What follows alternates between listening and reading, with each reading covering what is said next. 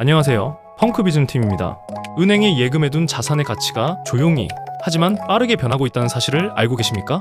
대중은 가상자산을 투기로 생각하지만 미국 정부는 달러 패권을 지키기 위해 전 세계의 자본을 흡수하는 새로운 시스템을 완성했습니다. 왜 미국 정부가 가상자산에 주목하는지, 그리고 비트코인과 RWA, 스테이블 코인이 다가올 시대에 어떤 역할을 하게 될지 알아보겠습니다. 이야기의 시작은 미국의 부채입니다. 그동안 미국은 자금이 필요하면 국채를 발행해 전 세계와 월가에 팔았습니다. 하지만 부채 규모가 감당하기 어려울 만큼 커지면서 국채 수요가 급감하는 상황이 벌어졌죠. 새로운 자금줄이 필요해진 미국은 창고에 쌓여있는 8,000톤의 금과 압수한 비트코인 100만 개, 그리고 정부 소유의 부동산을 활용하기로 합니다. 하지만 실물 금괴나 부동산은 유동성이 떨어지고 거래가 번거롭습니다.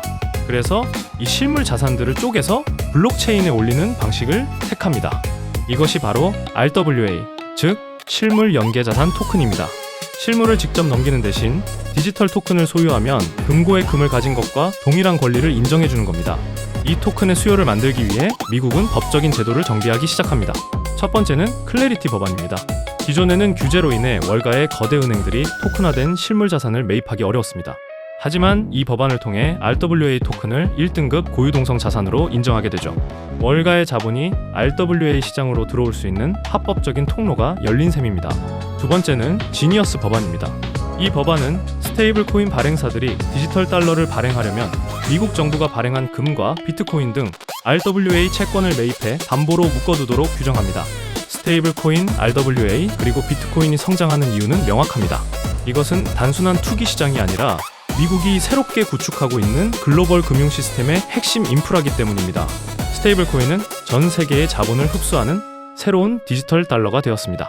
RWA는 월가의 거대 자본이 시장으로 들어오는 파이프라인 역할을 합니다.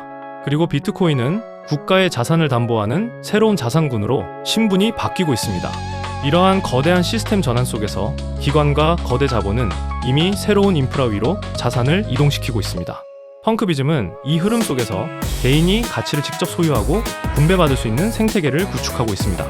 RWA의 수익을 거대 중개자가 아닌 생태계에 기여한 참여자들이 나누어 가지는 시스템입니다. 나의 활동이 자산이 되는 새로운 경제 공동체의 구조와 비전이 궁금하시다면 펑크비즘 공식 커뮤니티를 확인해주세요. 펑크비즘 팀이었습니다. 감사합니다.